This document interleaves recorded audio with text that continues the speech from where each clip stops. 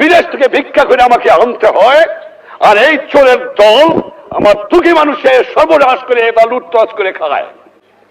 এই জন্য জীবনের যৌবন নষ্ট করি নাই, এই জন্য শহীদরা রক্ত দিয়ে যায় নাই যে কয়েকটা চোরাকার বাড়ি মুনাফাখোর ঘুষখোর দেশের সম্পদ বাইরে বাইরে করে দিয়ে আসে, জিনিসের দাম গুদাম করে মানুষকে না খাওয়া মারে। উৎখাত করতে হবে বাংলার বুকের থেকে এদের। টাকা নাই, পয়সা নাই, চাল নাই, ডাল নাই, রাস্তা নাই, রেলওয়ে ভেঙে দিয়ে গেছে। আপনারা ভালো করে কাজ করেন, ঘুষ খাওয়াটা বন্ধ করেন, দুর্নীতি বন্ধ করেন।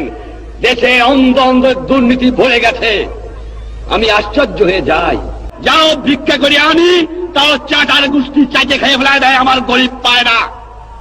এত চোরের চোর, চোর কোথা থেকে যে পয়দা হয়েছে আমি জানি না। পাকিস্তানের সব নিয়ে গেছে, কিন্তু এই চোর টুক ফিরে গেছে আমার কাছে।